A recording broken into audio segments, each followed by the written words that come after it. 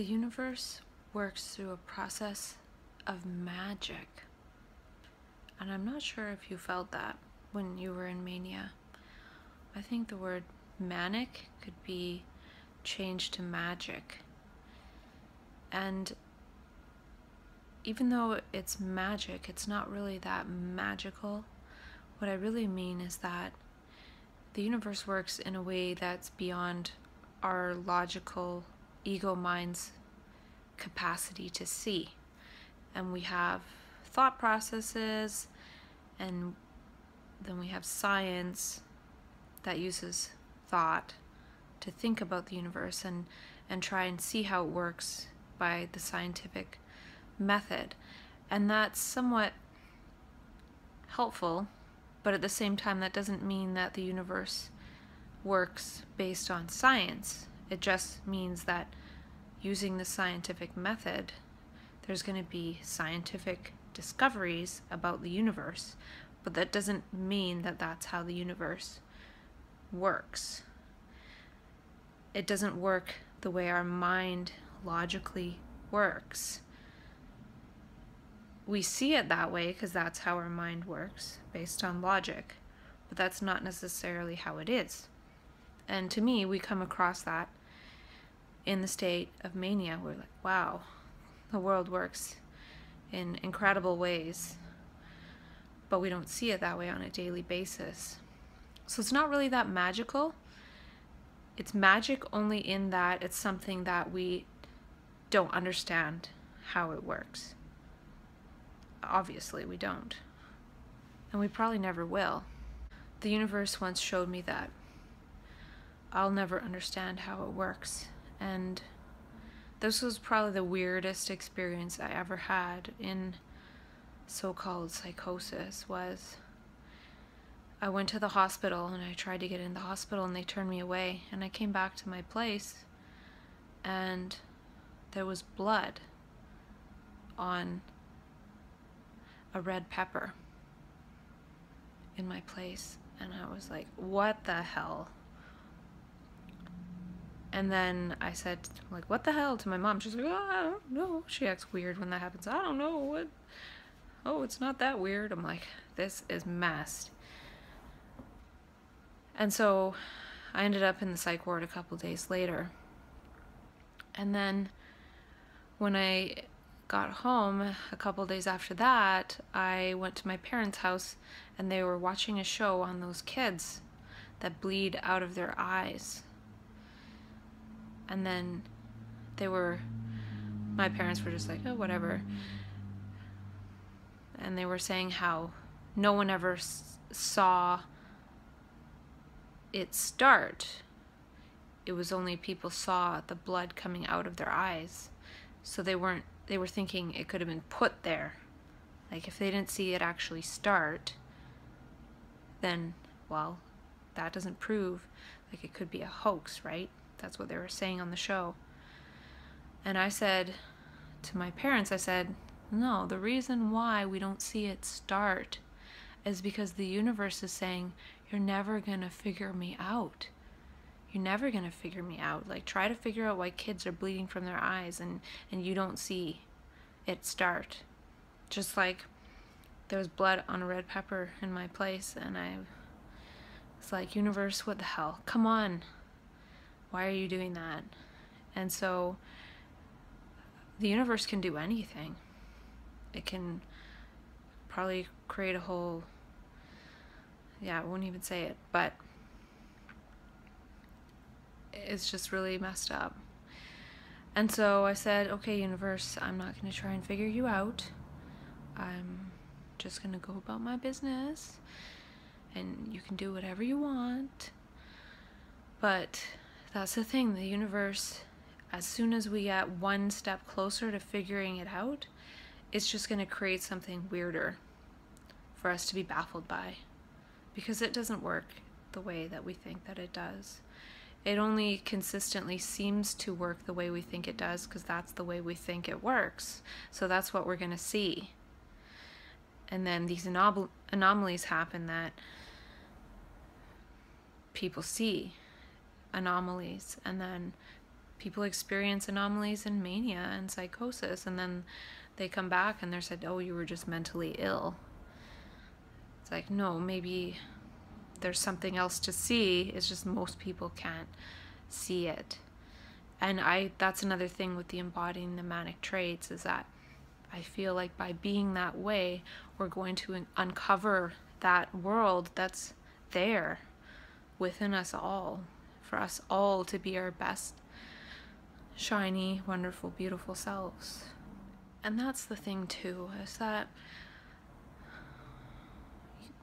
utilizing mania as a platform, a sort of transformative tool to become one's best self, is a little strange.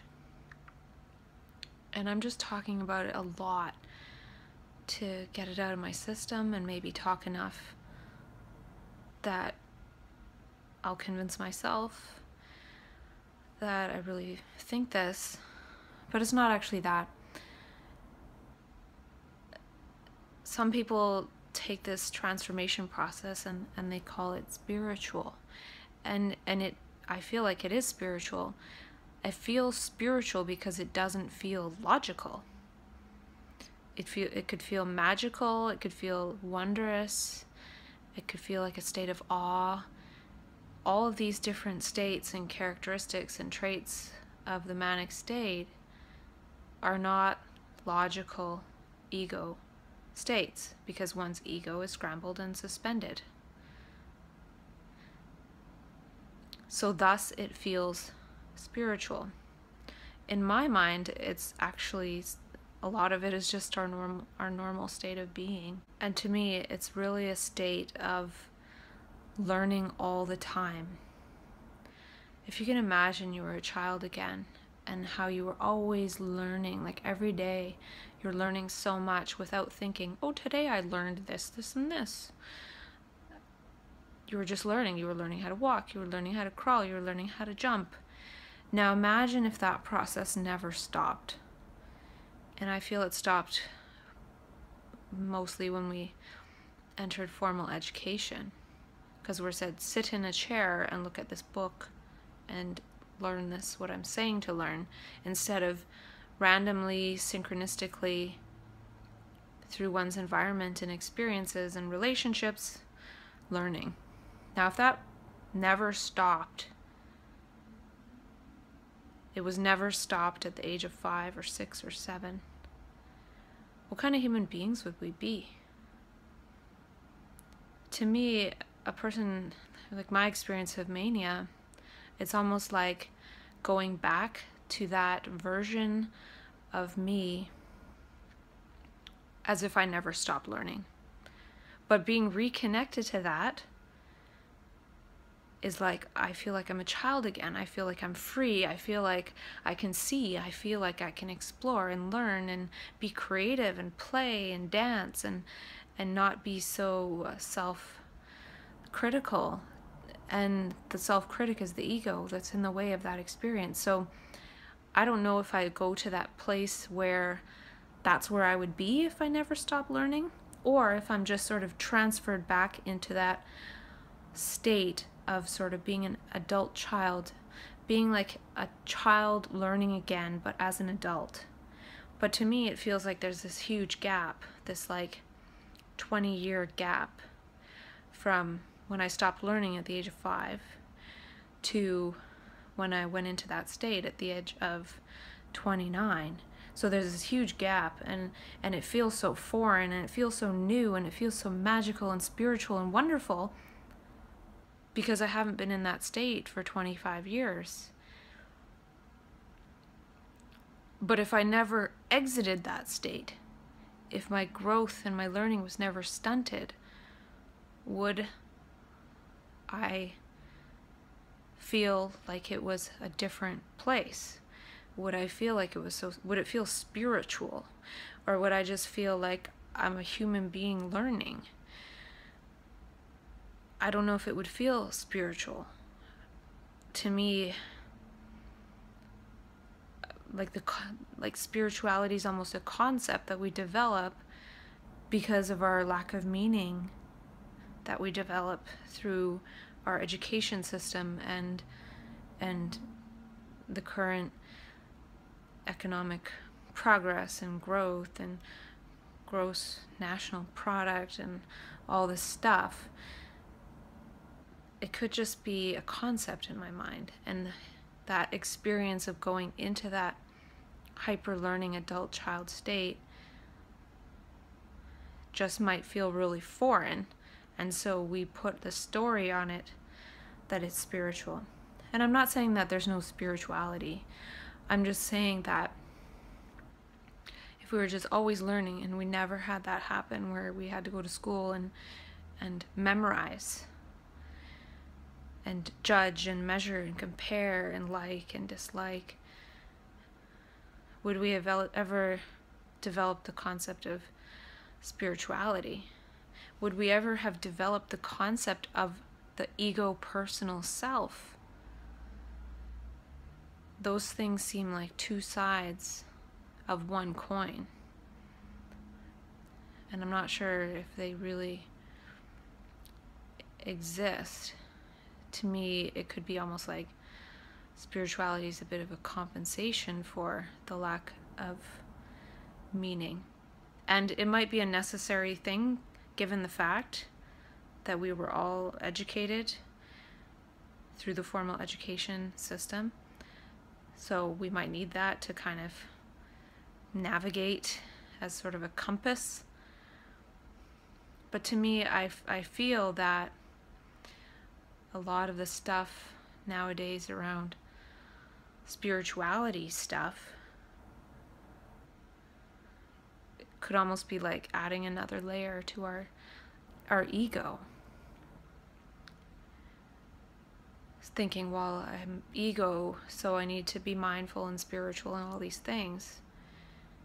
And there's probably quite a bit of value in that, and I've explored a lot of that.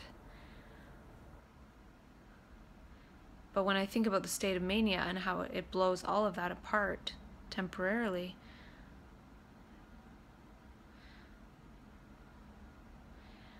it feels really spiritual, and it could be a little bit of like an overcompensation.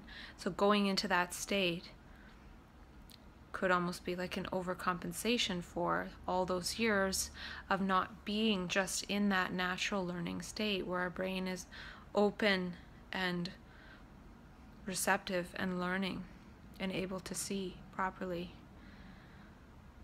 It's like a recoil.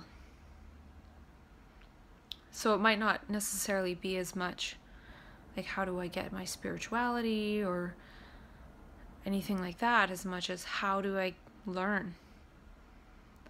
Because the thing too that I'm trying to say is that if we were always in that learning state and we were never put in a space where we stopped learning and we started memorizing, and would we feel so incompetent? Like, would we feel like we need to learn, like we need to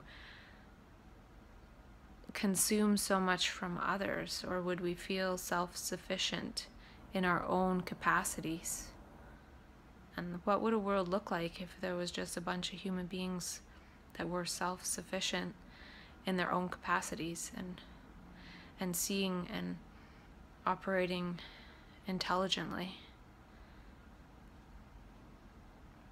It's a subtle thing, and I don't really know what I think about it. I'm just wondering about the whole, so many people selling a lot of spirituality. And there's some great stuff out there for sure. I'm not talking like I'm not saying that it's bad. I'm just saying that I'm wondering about the underlying desire for that. And I'm wondering about how it feels spiritual. And it's felt spiritual for me in the state of mania. But I'm wondering about, just curious about, if I would have never stopped learning, would I feel spiritual? Like, would there be the concept of spirituality?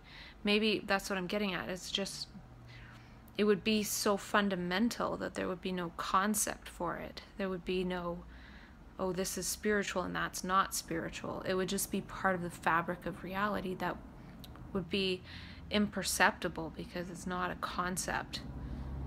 Concepts are words, and I just feel like perhaps maybe spirituality is learning.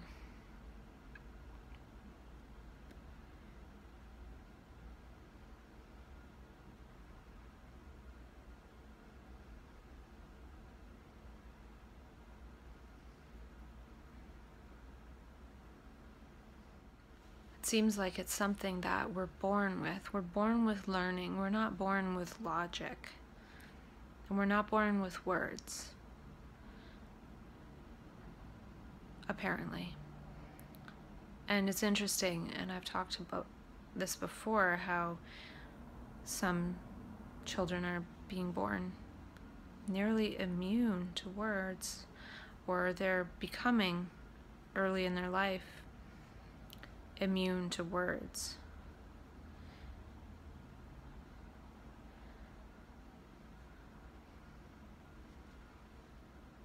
I feel like our logic is destroying us, and our words are destroying us. Our words divide us. And then now we're having children who are being born immune to words, and we're thinking, why is this happening? And we don't look at like this overarching thing. So this energy, I think, is the energy of learning. It comes in, it scrambles the ego, and we can learn again. We can see again, we can be creative. And I actually feel we're born with that energy. It's not something foreign.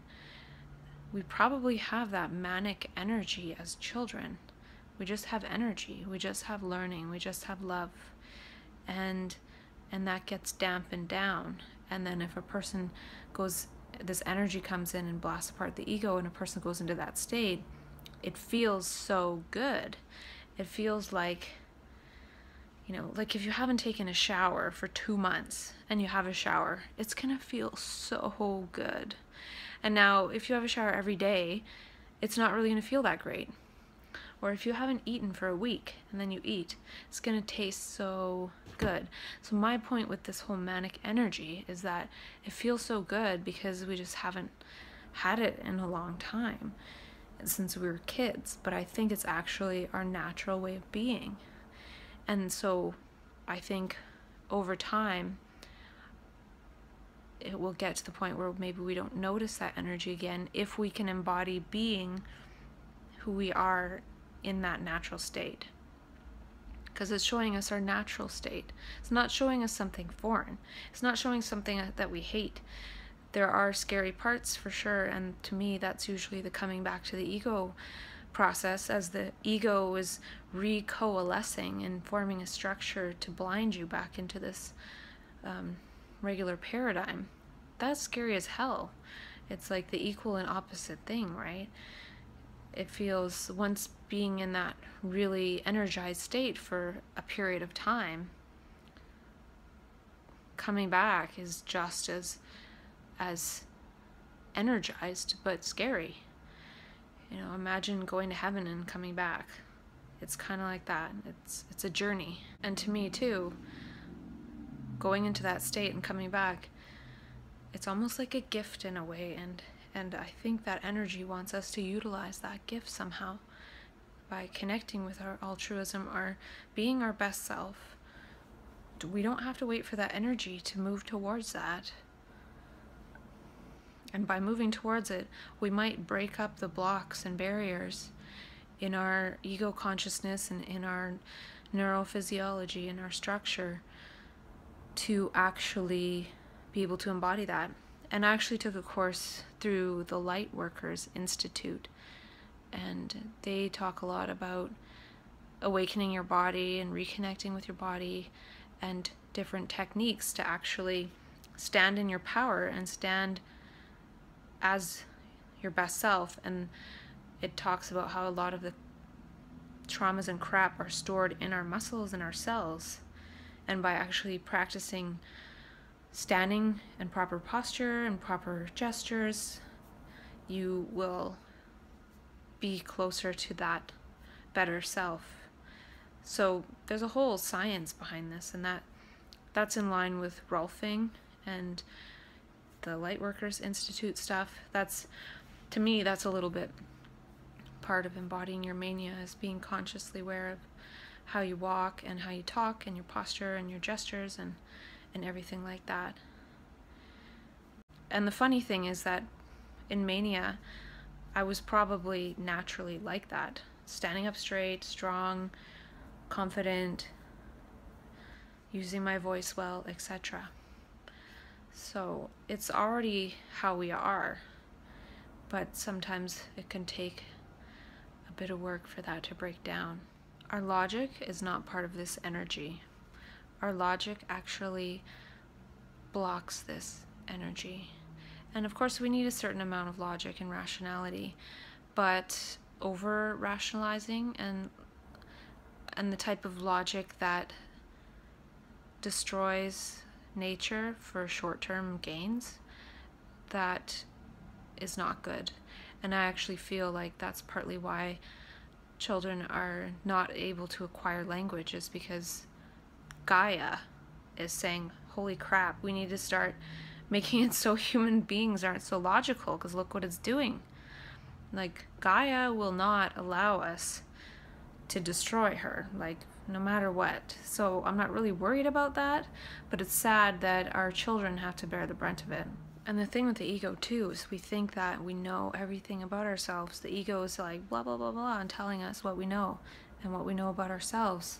And when that other energy comes in and blows that all apart, it's like, you don't know anything about you, and you don't know anything about the universe, you don't know anything. And it's such a blissful state that we don't care. We're like, show me what's out there, show me what's to know. Like, and there's a lot. You just look at something and you have 100 thoughts about how it might work, what it relates to, innovation about it, how, the history of it, where it came from. You kind of know so much just by like taking a glance at something. And that's why it can get overwhelming too, is because it's like way too much information. If there was a society designed for people knowing that when they look at something they're gonna know everything about it, there would be less crap. There'd be more nature. There'd be less human creations. And the thing is too, we would look at nature and just be in awe and wonder, and we wouldn't have to be like, well, I need 1,000 movie collection. We would just be out there like in magic land. So after I came back from Mapland and I received a diagnosis, I also went to psychoeducation classes to learn all about my new mental illness. And I listened and I paid attention, and with all the psychoeducation, I never did take it to heart. So it was logical information and it was good to know. But I never took it to heart because the learning I received through the universe and from the universe and with the universe was way more powerful. It was too powerful for them to give me some little explanation to explain it away. And even though it's helpful sometimes, I'm totally okay with utilizing things where they're helpful and putting things aside that don't resonate and aren't helpful. So if taking a bit of something is helpful, I'll take it. If living in certain housing is helpful, I'll go live there. If getting certain training is helpful, I'll do that. But it doesn't mean I have to take on the story to the point where my recall memories of the experience of mania are painted with all the explanations of mental illness to the point where I dismiss them and forget everything I learned. And and also lead me to self-stigmatize myself, to think something's wrong with me, to think I have some big problem. And at times it's problematic. And I've had help that was actually more problematic than helpful. And I've had help that was helpful. So it's just one of those things that sometimes it's helpful and sometimes it's not. And either way, even if it's helpful and even if it's not helpful, I always learn something. I always learn something about, if I could design the system, I would change that. And, or this could be better. And maybe there's no place to voice some of that right now, but in time there probably will be. And so also I don't like to waste my energy getting too mad about anything that happens, or too glad either, because I really just want to focus on just learning. And there's always more to learn, and it's not really personal. Like the extra energy process isn't a personal process. It's not, oh, I'm so great, or it's not, oh, this is for your personal pleasure. It was a learning about how I need to be my best self for the world, and not to save the world, but to be my best self in every moment that I possibly can, because that is going to create the best ripple of me being here on earth. And there's not much else I can do than that. And so what I'm saying is, if I dwell too much on the bad stuff that happens, I'm just going to be creating bad ripples within myself that harm myself and increase the likelihood of that bad thing happening again. So if I dwell on the bad and I end up back in the hospital because I'm stressed dwelling on the bad, and then bad things accumulate and I end up back in the hospital, then that bad thing could happen again. Whereas if I do my best to move on, and it's hard, like I'm not saying it's easy, it takes sort of endurance training to keep myself safe against myself, to keep myself safe against the system, to keep myself safe against things that happen that aren't so great in the system, and still trying to move forward and do whatever I do.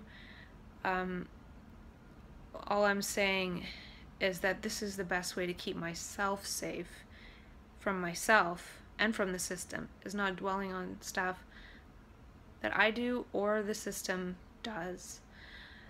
And I still, I was harmed by the system last hospitalization, but I worked towards creating the representation agreement and the advance directive, so I now feel safer. And I'm sure it's not foolproof, but it's a lot better than not having it. And then if I went into some kind of extreme distress, thinking to myself in the moment of extreme distress, thinking, I'm not going to call for help because what if that happens again? And then who knows what would happen. This way, at least, I'll think, okay, if I call for help, they're not going to do that treatment that I did not like, because I already created a plan against that. And so it's an interesting process. And so when I was hospitalized recently, I didn't know that I would ever think, oh, I need an advance directive. But that crap happened, and I learned, oh, I better create this advance directive to protect myself from that, and protect myself from myself, because if I don't have that, I don't know if I will reach out for help, because I'll think help is worse than not help.